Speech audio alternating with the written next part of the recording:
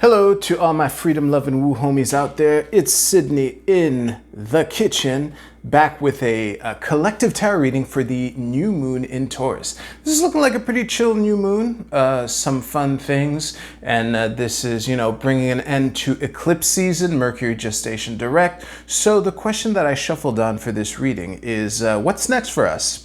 Really simple, and as you may know, the collective significator that I've chosen for us is the Page of Wands. I really love the Page of Wands in this deck. I will be doing a 5x3 mini tableau, and as always, I have 3 oracle cards to the side here that you can pick which one, 2, or all 3 resonate with you, and we will get to that after the tarot portion. So let us begin by cutting the deck. I will also remind you that I don't do reversals when I do a tableau.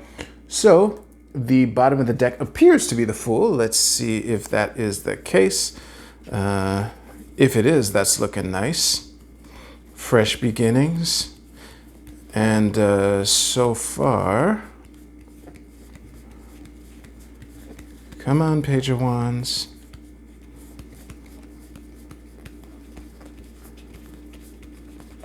No. Oh, we're getting dangerously close to the top of the deck. Oh, yeah. So here's our Page of Wands. 1, 2, 3, 4, 5. Wow, it could not have been any tighter. And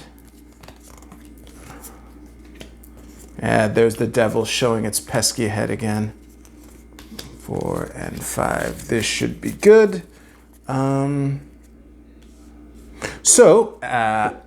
And the tower is right behind us. Anyway, I'm going to organize these cards, stare at these a bunch, and we'll see what happens. I'll see you right now. All right, so if I had to summarize this entire reading in one sentence, this is what I would say. What's next for us, or the invitation, is that it's time to integrate our shadow so that we can use the lessons so far to really help others and to really step up in that direction.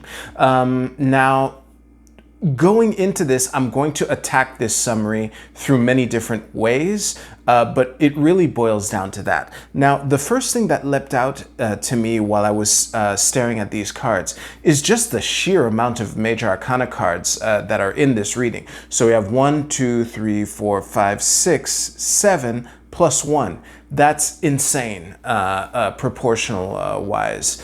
So this suggests to me either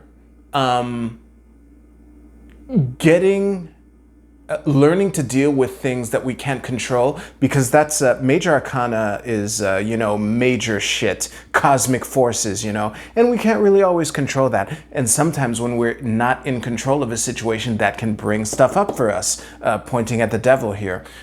So that might be that might be one way to interpret it. The other way is that this is a real opportunity to grab the bull by the horns and to kind of start steering things in the way that we want to go. Because one thing is for sure, this last row here, Knight of Wands, 8 of Wands, and the Chariot, there's a lot of dynamism in this, row, and it suggests that that this is a transitory phase between the catastrophes that has led us to this point and the new adventure that lies ahead of us. And this is another thing that I noticed, and I made this realization like just before unpausing and coming back to this. It's almost as if this is 3 separate readings. We have this column here, and a 9 card, and the 9 cards in the middle. But one thing is for sure, with the tower behind us, first of all, it's great that the tower is behind us, but it's, in order to answer the challenges that are ahead, it's really time to take a good look in the mirror. And something that I noticed in the devil card, I literally noticed this today for the first time, is that he is, on his finger, there are these little puppet strings next to this, shadow guy here. A very interesting way to nod to the traditional card. But one thing is for sure, we're being invited to become teachers and to step into our strength. I'm pointing to the Hierophant and the Strength card here. Devil, Hierophant, Strength, very interesting. 3 lines to once we step into our strength that we can go on this adventure. And also, I'm skipping to something else here because we have the Hermit here. And with the Devil World Hermit, it's interesting to see this as a progression, but with the World card in the middle of this whole reading, I'm also tempted to see the world as a balancing point between the shadow work or temptation or tricky energy of the devil and the guiding light of the hermit here. And speaking of which, there are 2 ways to interpret this hermit where it is. This could either be an invitation or a calling to discover your inner light, which is a way that I often interpret the hermit. But there is another way to interpret this, which is this Knight of Swords, Knight of Swords, 6 of Swords hermit combo. It could be that we're through, on the other side of integrating your shadow, you can serve as being the lighthouse that can draw others to you. This is a theme that has come up many times in these readings, to the point where for a while I was tempted to just, pump the brakes on these readings. But definitely the call that has come consistently, repeatedly throughout these readings to be on the lookout for potential allies is still here. Especially with the Hierophant and the 6 of Swords. This is, these are 2 cards of helping people shift their perspective. One is, especially in this version of the Hierophant, with the ladder here pointing, going up the stairway to heaven, being an ascension, versus the 6 of Swords, which is more mundane, more, just moving on to calmer shores with the help of others or helping others do this. But one thing is for sure, with the chaos that has brought us to this point, it has brought us to a threshold with the 3 of Wands and made us realize just how strong we are with the 9 of Wands here. Did I leave anything out? Oh, one thing I want to mention, this leapt out at me, is the near absence of water in this whole, as an element. There's literally water in the 6 of Swords, but it's an air card. It's swords, thoughts, and words. The only water card in this reading is the Chariot here. Maybe the Tower, depending on how you interpret it, but I'm not going to interpret it that way. So oh wait, there's Death also. That is a water card, unambiguously. So that's still 2 of 15 plus 1. So that's very little. Anyway, what that suggests to me is that it's an invitation to get in control of our emotions. The reason why I said this so as if it was an afterthought is because the devil right below us in the position that it is, especially in where it is in this line here, is a much more explicit call to, integrate our shadow, which, in part involves getting our emotions under control or doing the emotional processing, But one thing is for sure, there is a lot of dynamism in this last row, a lot of chaos. Well, mainly the Tower, really, in the first row. And this is a time where we can really step into the next phase of who we are capable of being. That was such a great phrase. I'm almost tempted to consider this a mic drop, but I feel there's more to this, so don't worry. Actually, there might not be more. Let me just see here. I talked about every card. So yeah, listen, this time, oh yeah, with, because this is right on the tail of Mercury retrograde and eclipse season. So was the opportunity to review and to see what lurks in the shadows of our own mind. And hopefully with these lessons, and it's not as if like, the opportunity is over. It's never too late to start looking in the mirror and start asking yourself the really hard questions. Yeah.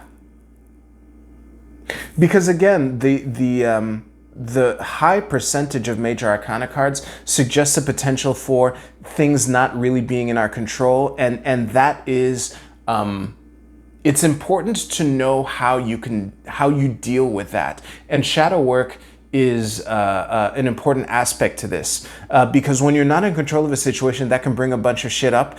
For me personally, I'm almost at the opposite risk, where my risk is to just throw my hands up and say, there's no point, I can't control this anyway, which again is can be funneled right into this devil trickster energy. I've spoken a lot about this devil card, but I think it's important. But yeah, at the root or the foundation or the bedrock of this reading is really integrating our shadow, becoming a teacher, stepping into our strength to go into the adventure. And the transformative aspect with the death card can turn us into a lighthouse where we can help others. Because yeah, there's more dynamism on the way, you know. I think I've looped enough for this reading. So let's go to the Oracle card portion. If you chose the Tower Oracle, your card is the Receptive. This is I Ching hexagram number 2.